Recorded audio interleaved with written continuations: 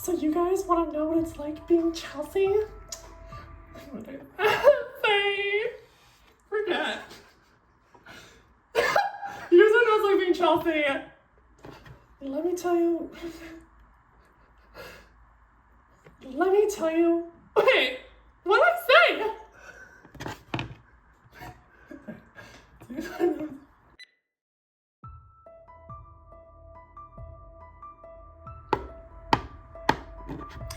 So, you guys want to know what it's like being Chelsea?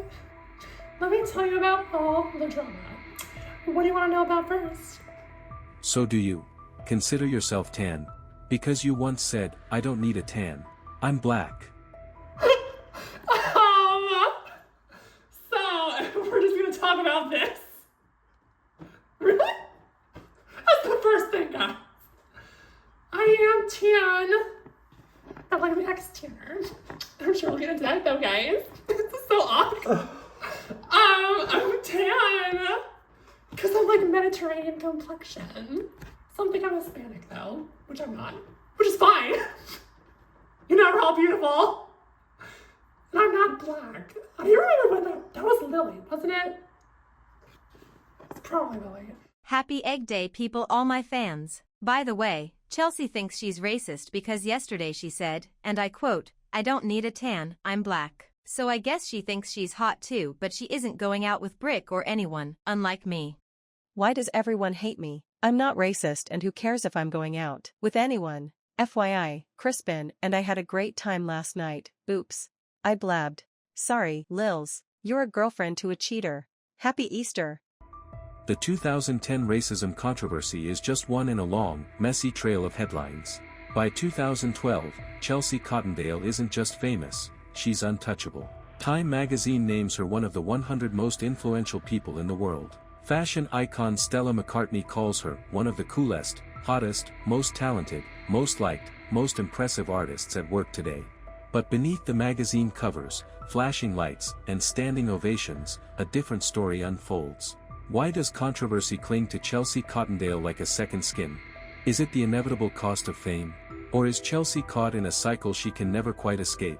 She always dreamed of stardom, but she never wanted all the drama of being Chelsea. All the drama, all the drama, all the drama. There is so much drama. All the drama, all the drama. The drama is giving me drama. All the drama, all the drama. There is so much drama. All the drama, all the drama.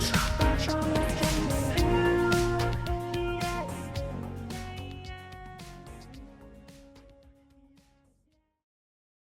Born in Indianapolis on October 2, 1991, Chelsea grew up in a home that felt more like a cage. She ached for the spotlight. After a handful of Toys R Us commercials, the break she was waiting for finally arrived in 2004. Hi, Chels. Hi. I'll be your server today, I guess. I'm not even at a table yet. Chelsea, the People movie was your first role. Could you have imagined then, at 13, that just a few years later, people would be asking, is she anorexic? That's not how I thought the question was going to end. Oh, I was 13 years old, just a little superstar in the making. I remember I used to wear bright green, and that was like my favorite color, like neon green. I will answer the question, producer. And, is my hair okay? And I wore little turtles on them, little fireflies, because I thought it was cute. Just a little memory there for the fans when I was 13. No, I never thought anyone would ever think that I was anorexic. We're seriously talking about this. I'm skinny, and I always have been. And society just wants to think of something wrong with me, especially celebrities. So they invent all these things to try and defame me and hold me liable. Wait, slander. What's the word? Liability? I don't know. By 2010, whispers on set started to spread. Chelsea doesn't eat. Not breakfast. Not lunch. Sometimes not for days. The only thing she survives on is Starbucks lattes. She even believed she looked like the Starbucks lady. They're in here. She's only a coffee because I like coffee. Do I look like her? Because she only consumed coffee, did that mean she was anorexic? There is no way Chelsea was ever anorexic. I don't even know what that means, but I doubt she ever was. And I think it was honestly kind of concerning that she was obsessed with coffee at such a young age, because like young people aren't supposed to drink that much coffee. I think that's why people had a really hard time with that one. Winkety wink. A tweet from 2010 confirms Dimitri's very words. Just got out of the studio and heading for Starbucks. At least I'm not addicted to coffee like Chelsea, Miss Hyper. But Chelsea faced even more backlash for tweeting about coffee and Starbucks all the time. I guess I'll skip Starbucks today. I'll get a MC Cafe at McDonald's instead. I got up so early today to finish BG5 filming. I need a Starbucks coffee and I'm serious. I'm gonna fall over. Just got on my private jet. It's like a flying hotel in here. TV, Wii, stereo system, bedrooms, and a kitchen. I'm drinking a pumpkin latte and eating pizza now while watching the clouds fly by. I just tried the cinnamon latte. It's so good. I love Starbucks. Why I love hotels. Free complimentary coffee, decaf, regular and robust all mixed together. Yum. Been helping the writers of Chalkboard by thinking of plot ideas all day today. So here's my schedule for today. Coffee, think, Grabbing some coffee with Chris Pratt this morning before we get ready to go to the # Jurassic World premiere. Ripping my hair to pieces cause we can't get this melody right. Better win Starbucks for life. It's the only thing that will cheer me up. When did you realize it wasn't just a joke anymore, it was an addiction? Okay, well, first of all, who wrote these questions? Okay, it was not an addiction. Yes, I was pretty young for drinking that much coffee, but I was a full-time working teen/tween, and I had to get my sustenance besides, like, Starburst. It was not an addiction. And quite frankly, I think Starbucks appreciated the extra promo. The moment of reckoning came in 2010 on an episode of College Ruled. Chelsea, dunked headfirst into a giant vat of coffee, suddenly faced what she'd been running from. I love you. I smell like coffee. I know, isn't it great? No, really? I hope it doesn't stain our clothes. Oh no, I'm gonna smell. I hope it doesn't stain our clothes. Oh. I did not have an addiction. Is there another question that uses that word? Because literally, like, find, replace it with I liked it. No, I did not have an addiction after that. I think the studio wanted to play off of the idea of that controversy and create, like, an episode for that, just to poke fun at it. And instead it fueled it even more, so thanks a lot. I'm glad, whoever it was. But addiction wasn't the only battle she fought. The years between 2006 and 2012 were a non-stop carousel of filming, with Lily's Loony life launching Chelsea into the public eye. Hey, Squirrely, want a nut? And nearly breaking her. Few know that behind the scenes, Chelsea almost walked away from fame before it ever fully arrived. So, in the Lily's life, when I, like, took a step back from the limelight, because it was so little, that was 2006. I mean, we became a household name thanks to the Lily's life. Like, you know, Chelsea Cottondale, like, every little kid was like, Chelsea Cottondale. And, it was a lot for, like, a kid. And I always wanted to act since I was really little. Like, I thought that's just what I wanted to do, even though no one knows what they want to do when they're that little. But I really thought I wanted to do it. And, like, 200 episodes in 1 year. Talk about workaholic. Overworked as a kid. Lad was a slave driver, like my song, but that's controversial. I'm a slave driver and I can't help what I'm doing. You got me stuck in your vision. And, what was the question again? And yeah, it was just too much. So I wanted to take a step back to be like, whoa, do I really want to act and keep on acting as I got older and wanted to do it? And obviously, since I'm still here and have my own documentary on HBO, just kidding, People TV Plus, I did want to keep doing it. Well, I was 14 when I started. Well, I almost turned to drugs because I quit losing lives. In December 2006, her appearances dwindled. When she did show up, it felt like an event, and a warning sign. Stop! Someone thank you. What? Hi! I told you yesterday. You actually leave. Come on. I'm glad that we go to school, the same school together. Say hi to them. Maybe Chelsea didn't want the spotlight anymore. But 18 years later, a bombshell surfaced. During Univision's 20th anniversary special in 2024, a rare note from the archives was revealed. Chelsea had been secretly meeting with producers about starring in her own movies, as early as June 2006. June 5th, 2006. Wants to do their own People movies starring Chelsea. So apparently somebody had control of the producers. Okay, don't say it like that. I do not remember doing this. I did? Why are you guys shaking your head? I don't remember doing this. We were talking about my mom. Or Pixie. The movies never materialized. Maybe that was why she almost walked, not because she feared fame, but because she wasn't getting what she wanted. But just as Lily's Loony life ended, just a dream began. Bye. Bye. Bye. See you tomorrow, I guess. Bye. I can so not believe that. Chelsea didn't retreat, she roared back, this time at the very center of it all. So I got offered a starring role in my own show. Called Just a Dream, starring my other best friend, Joe Becker. And like being casted as the main role, I was like, gotta jump on this wagon. And yeah. Just a Dream cemented Chelsea as Univision's top female star, and, some would say, knocked Lily off the throne. Oh my gosh, when Chelsea took the spotlight away, like, after Lily's Only Life, I was literally Univision's #1 female. And then Chelsea came along with her own show, and I was subjected to act in A Little Meanwhile during Just a Dream with none other than Katie Sue Prescott. Can you imagine how down I must have felt? I was basically in a pit of desperation. I mean, Chelsea just took away everything from me, my whole essence of life. Not really, but it's good for the documentary. But the spotlight cut both ways. With fame came criticism.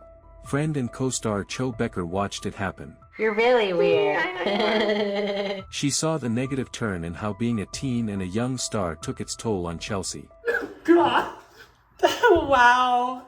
I really worked really well along with Chelsea during Just a Dream. And let me tell you, from the first season to the last season, she changed so drastically.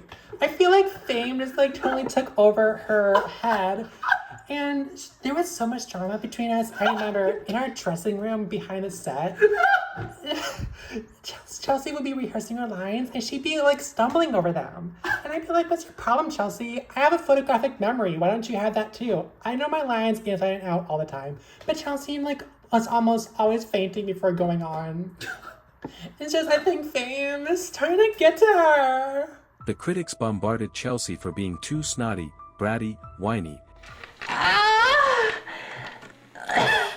Great, now what's gonna happen? And selfish as Kaylee Kusura. The changes weren't just in how people see her. They were written all over her body. So, the infamous hair scandal. Scandalous, I feel so venomous. I don't know what the song is. Anyway, my hair is naturally a burgundy, pretty much brown. And it kind of looks red in the light. Right now, it's basically natural, but there's highlights to make it look a little more brick red, burgundy. So I started out, I thought my hair looked dull when I first started losing life at Univision, so I wanted someone to touch it up, which they did during Just a Dream. It looked perfect. I remember those first episodes of Just a Dream, and my hair looked perfection. And then I wanted to highlight it more. And I did a bad job the second time, then I did a worse job the next time. So I was like, y'all are fired, and I'm just gonna dye it dark purple. And everyone thought it was black, even though it's technically dark purple. And everyone wanted me to go back to my normal hair color, and everyone just gave me heck about it. What was it like hearing Chelsea complain about her hair on set? Let me tell you, viewers, that is a pit of desperation. Like my co-star Little Kid mentioned prior, this scene, chronologically, a pit of desperado. Isn't that a mouse? Desperado. Off topic. Chelsea was very annoying about her hair. I remember her crying in the bathroom stall. In general, wherever she went. It was very embarrassing. Working with Chelsea on Petunia and the Plumpers, did you ever try to be the mother figure she clearly needed? I remember working with Chelsea at Cottondale during my show, Petunia and the Plumpers, which got overshadowed by my daughter living in Canada, who was more famous and young and hip than me. And also Chelsea Cottondale playing Jupiter Turner. How cute little Doopy Jupes. Can't wait to do the reboot. Can I say that now? I don't know. Anyway, yeah. After threatening to fire her longtime hairstylist, Fifi Matyi, the cast knew Chelsea had lost it. The next time they saw her, her classic red hair looked black. Panic spread.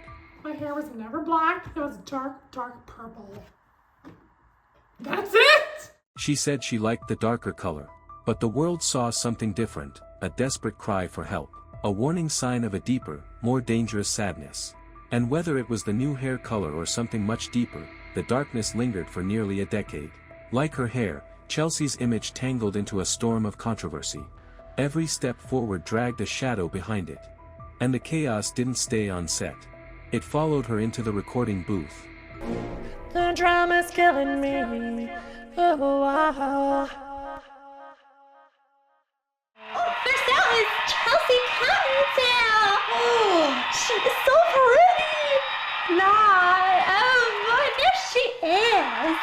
Wow, she is a very wonderful. She's the star and just achieving many other films and movies, such as so many other people here. Solar was a sunshine-bright group of fledgling singers, until Chelsea abandoned them, effectively destroying any chance of further success. I never abandoned Solar. I left because I wanted to do a solo album. Solo! And I told them I would be back. And everyone freaked out. Honestly, I think they just used me as an excuse to do their own solo stuff. Because look, they all ended up doing solo stuff. OMG. The abandonment led directly to Chelsea's first studio album, Got It Girl, which was overlooked for its shoddy production. She didn't hit mainstream success until 2008 with Me and My Girls, released only 2 months after Solar's final album. But just like how she bullied Solar into accepting her leaving, and then accepting her back. Can I come back and forth? Why? What? Can I just, it's fun. My own outfit. Fine, just let me come back. Okay. Critics slammed her for singing about bullying and flaunting a bad girl image. Well, it kind of was, wasn't it?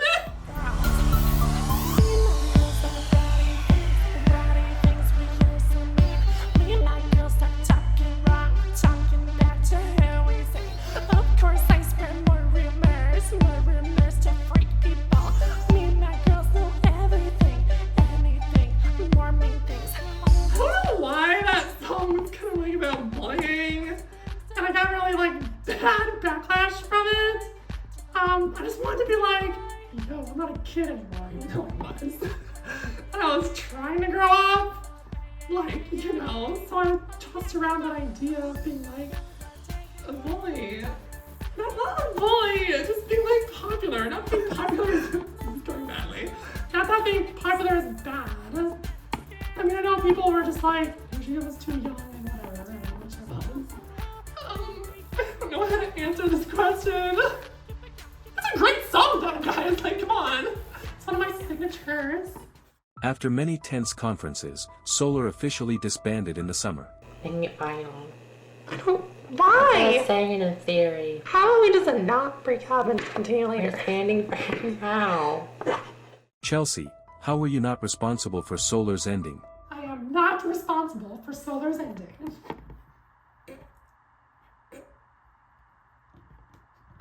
That is all I'm saying. Chelsea's solo endeavors continued to shatter her image. Parents attacked her for not being a role model to their kids, who now watched her act like a monster. One of her biggest music controversies came from her 2008 album, The Love Guru. In one infamous track, she claimed that every single Egyptian in history was totally unfair. You say it as plain as words on a page that Egyptians are totally unfair. So this whole Egyptian thing about like, you know, the dust being behind their eyes and that's all was just a pretty little metaphor. Like, I love those people. And everyone in general. it was just supposed to be like a mysterious, cool theme, which it was. Even though the song got banned on Spotify, you know, but still. Let me tell you, when I was asked from Chelsea herself to be in that Egyptian video as like an ancient, creepy Egyptian guy, which is really stereotypical, at first I was like, wow, I can't believe she's actually going to release this. I mean, is this going to like tank her career? Apparently it didn't. She got banned on Spotify or whatever. But I just couldn't believe it. But I just went along with it because that's what I was supposed to do as a character actor, contracted. So, but let me just say, I never watched that video ever. Chelsea was also criticized early on for glamorizing drinking and alcohol before she even turned 21. Right now I'm drunk, intoxicated. I can't remember how I went over. The party is crazy, now I feel lazy. But I had a good time, let's do it again. Now I'm drunk, taking advantage. I'm so real loud, wash my mouth. It's never me over, it's going by slow. Sometimes I wonder if it'll ever end. Did Mothers Against Drunk Driving have a point when they said, "That is unacceptable and sets a horrible example to teens"? So, Mothers Against Drunk Drivers is a very reputable organization. Love those ladies, especially Sandra. They have a great point about not driving while you're intoxicated. This is the best. But the drinking references kept coming, making the public wonder if Chelsea actually had a drinking problem. In 2012, her song, "At the Bar," was slammed by Students Against Destructive Decisions, who even threatened to riot. I'm at the bar, drinking stuff, drinking booze, drinking stuff. I'm at the bar, drinking stuff, drinking. Getting drunk, getting high. Getting drunk, getting high. I'm at the bar, drinking And that was a total accident, by the way. Like, my song "At the Bar" did not insinuate that I had a drinking problem, and just because I was like 20, literally like 2 months before I turned 21 and I was thinking about drinking, everyone gave me a hard time, but like, they did have a point, but they totally overreacted though. Even though Chelsea was only a month away from turning 21, they demanded the track be cut from her album, Party People Unchained Deviants. Why didn't you give in to the peer pressure to remove "At the Bar" off your album? So, "At the Bar" was a great record song. Can I also just say that I got all the beat about the song when Lily Cannon, who was featured on the song, did not. So, like, why is this even a thing? So, of course I wasn't going to take it off the album. It was already finished. Yeah! Chelsea's vocal ability was another sore spot. Cause I'm cool and you're foolish. I'm a wife, so catch me.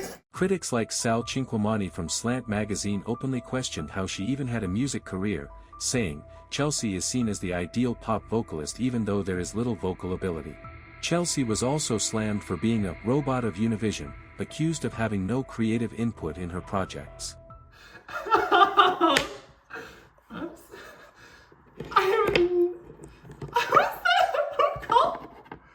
Who called me this stuff? I'm a robot of Who said I was a robot of Univision? That was kind of true. Well, I was little. Like, they had to tell me what to do. Right? Ask Miranda Cosgrove or her homegirl Miley Cyrus. Like, adults guiding their careers. Like, this isn't new. Oh my god. Chelsea, explain why you rely on autotune so much. Well, I rely on autotune because I've overused my voice and it kind of like stinks now, so I can't hit certain notes, as you will find on my upcoming 15 studio album, Romanticized. And I need it. Even beneath all the criticism, Chelsea tried to ask for help. In 2018, she wrote "Hear Me Out" for her album Awake, a raw, emotional song, an instrumental snippet heard here exclusively for the first time.